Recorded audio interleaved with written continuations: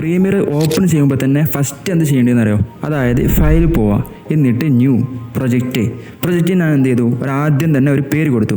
ഇപ്പോൾ ഇന്നത്തെ എൻ്റെ വിഷയം എന്ന് വെച്ചാൽ സെൽഫ് ലോട്ടിനെ കുറിച്ച് സംസാരിക്കില്ല, അപ്പോൾ ഈ വിഷയം കൊടുത്തു. പിന്നെ ഏത് ഫയൽ ലൊക്കേഷനാണ് വേണ്ടതെന്ന് പറഞ്ഞിട്ട് ഇവിടെ എഴുതിയ കണ്ടോ, അപ്പോൾ ആ ലൊക്കേഷൻ ഞാൻ ചൂസ് ചെയ്തു. അതിനുശേഷം ഈ സ്കിപ്പ് ഇമ്പോർട്ട് മോഡ് ഒഴിവാക്കിയാൽ ആൾറെഡി വരുന്ന കുറേ ഇമ്പോർട്ടിൻ്റെ കുറച്ച് UI ഉണ്ടാവും, അത് ഒഴിവാക്കാം. അത് രണ്ടുപേരും കുഴപ്പമില്ല. ഇപ്പം നിലവിൽ നമുക്ക് ഇവിടെ ഒഴിവാക്കിയിട്ട് കൊടുക്കാം. അതിനുശേഷം ക്രിയേറ്റ് കൊടുത്തു. ഞാൻ ആൾറെഡി ഒന്ന് കൊടുത്തുകൊണ്ടാണ് ഇങ്ങനെ കാണിക്കുന്നത്, അപ്പോൾ റീപ്ലേസ് ആയിക്കോട്ടെ. അതിനുശേഷം എന്ത് ചെയ്യണം?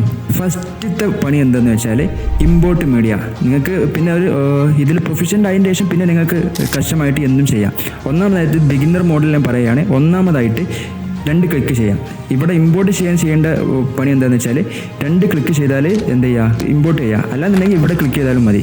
പക്ഷേ ഒരു സുഖത്തിന് എവിടെയും ക്ലിക്ക് ചെയ്യുമ്പോൾ അതിൻ്റെ ഒരു മജ. അപ്പോൾ എന്ത് ചെയ്തേ, ഞാൻ ആൾറെഡി ഷെയർ ചെയ്ത ഫോൾഡറിൽ 2 ഫയൽ ഞാൻ സെലക്ട് ചെയ്തു, എന്നിട്ട് ഓപ്പൺ ചെയ്തു. ഇപ്പോൾ എന്തായി, ഈ 2 ഫയലും ഇവിടെ എത്തി. അടുത്ത പണി എന്താണെന്ന് പറയുക, നിങ്ങൾക്ക് ഇനി ഈ 2 ഫയലുണ്ടല്ലോ, ഇതിനെ നിങ്ങൾക്ക് ഏത് ഫയലാണെന്ന് തിരിച്ചറിയാൻ വേണ്ടിയിട്ട് ഇവിടെ നിൽക്കിയാൽ ഒന്ന് വലുതാവും, അല്ലാന്നുണ്ടെങ്കിൽ മീഡിയം രൂപത്തിലാണെന്നുണ്ടെങ്കിൽ ഇങ്ങനെ വലുതാവും. ഇപ്പോൾ ഇവിടെ എഴുതിയതാണ്ടോ നിങ്ങൾ ഐക്കൺ വ്യൂ, ഈ ഐക്കൺ വ്യൂവിൻ്റെ ഓരോ മോഡാണിത്. ഇത് കണ്ടോ നിങ്ങൾ, ഫ്രീ ഫോം വ്യൂ. ഇത് ഓരോ മോഡുകളാണ്. അപ്പോൾ നിങ്ങൾക്ക് ഏത് രൂപത്തിലാണ് കാണേണ്ടത് എന്ന് വെച്ചാൽ അതുപോലെ കാണാം. അതിന് ശേഷം ഫസ്റ്റത്തെ പണി എന്താണെന്നറിയോ? ഇത് കണ്ടോ നിങ്ങൾ, ഈ ഒരു ന്യൂ ഐറ്റം, ഈ ന്യൂ ഐറ്റത്തിൽ ക്ലിക്ക് ചെയ്തതിന് ശേഷം സീക്വൻസ് എന്തും നിങ്ങൾക്ക് വിളിക്കാം. ആദ്യമേ ക്ലിക്ക് ചെയ്താലാണ് നമുക്ക് ഫസ്റ്റ് ചുവടെന്ന് പറഞ്ഞാൽ അതാണ്. എന്നിട്ട് എന്ത് ചെയ്തു, ഞാനൊരു പേര് കൊടുത്തു.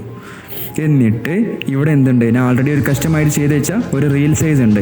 റീലാണ് ഇപ്പോൾ ഞാൻ ഉണ്ടാക്കാൻ പോകുന്നത്. അപ്പോൾ ആ റീൽ സൈസ് എന്ത് ക്ലിക്ക് ചെയ്ത്, പിന്നെ നിങ്ങൾക്ക് റീൽ സൈസിൻ്റെ സൈസ് മാറ്റുന്നുണ്ടെങ്കിൽ സെറ്റിങ്സ് പോയിട്ട് എല്ലാം മാറ്റാവുന്നതാണ്.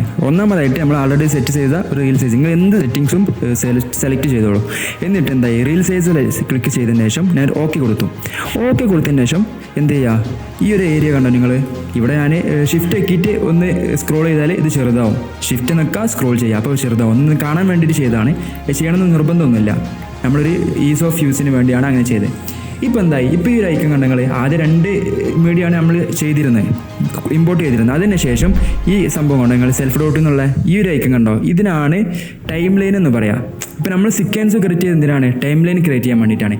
എന്നിട്ട് ഇനി നമ്മൾ എന്തും ഇതിലേക്ക് ഡ്രാഗ് ചെയ്ത് വിടുമ്പോൾ അതാണ് ടൈം ലൈനായി മാറുന്നത്. മനസ്സിലായോ? ഇപ്പോൾ ടൈം ലൈൻ ക്രിയേറ്റ് ആയി. ഏത് മുതൽ നമ്മൾ ഇതിൽ പോയിട്ട് സെക്വൻസ് ക്രിയേറ്റ് ചെയ്ത് മുതൽ. ഓക്കെ, അതിന് ശേഷം ഞാൻ എന്ത് ചെയ്തു, ഞാൻ ക്രിയേറ്റ് ചെയ്ത വീഡിയോ ഇതിലേക്ക് ഇമ്പോർട്ട് ചെയ്തു. കീപ്പ് എക്സിസ്റ്റിംഗ് മോഡ് കൊടുക്കുന്നതാണ് ഏറ്റവും നല്ലത് കേട്ടോ. അതിന് ശേഷം ഇതിപ്പോൾ ഇങ്ങനെ ഫിറ്റായി നിൽക്കണമല്ലോ. ഫിറ്റായി നിൽക്കുന്നതിന് Ctrl+K നോക്കിയിട്ട് എന്ത് ചെയ്യാൻ, നിങ്ങൾക്ക് കീബോർഡ് സെറ്റിങ്സിൽ പോയിട്ട് കുറേ കീബോർഡ് ഷോർട്ട് കട്ടൊക്കെ ചെയ്യട്ടോ. ഒന്നാമതായിട്ട് അതിൻ്റെ ആവശ്യമൊന്നുമില്ല. നിങ്ങൾ ഈസ് ഓഫ് യൂസ് എങ്ങനെയാണ് അതുപോലെ ചെയ്താൽ മതി. ആദ്യമായിട്ട് നിങ്ങൾ തുടക്കമായതുകൊണ്ട് എന്ത് ചെയ്യാം, ഇതിൽ നിൽക്കിയിട്ട് ഈ ഒരു ഐക്കൺ കണ്ടോ, അടിയിലേക്ക് പോവാം. എന്നിട്ട് സ്കെയിൽ ടു ഫ്രെയിം സൈസ് അങ്ങനെ കൊടുത്ത് എന്തോ ഇപ്പോൾ ഫിറ്റായിരുന്നു കണ്ടങ്ങൾ. ഇതിൽ റൈറ്റ് ക്ലിക്ക് നിൽക്കുക, ഇതിൽ പോയതിന് ശേഷം എന്താവുക, സ്കെയിൽ ടു ഫ്രെയിം സൈസ് വെക്കുക. അല്ലാന്നുണ്ടെങ്കിൽ ഫിറ്റ് ടു ഫ്രെയിം കൊടുത്താലും മതി. ഓക്കെ, അപ്പോൾ അത് രണ്ടാമത്തെ പടി കഴിഞ്ഞു. അതിന് ശേഷം നമ്മൾ എന്ത് ചെയ്യണം, എക്സ്റ്റേണൽ ആയിട്ട് റെക്കോർഡ് ചെയ്ത ഓഡിയോ എന്ത് ചെയ്തു, ഇമ്പോർട്ട് ചെയ്തു. മനസ്സിലായോ? ഈ ഓഡിയോ ഇമ്പോർട്ട് ചെയ്തിട്ട് ഇനി ഞാൻ എന്ത് ചെയ്യും, ഈ വീഡിയോൻ്റെ ലിപ്സിങ്കും മൈക്ക് ആവുന്നുണ്ടോ നോക്കിയതിന് ശേഷമാണ് ഇനി ഞാൻ എന്ത് ചെയ്യുക, വീഡിയോ തുടർന്ന് എഡിറ്റ് ചെയ്യുക.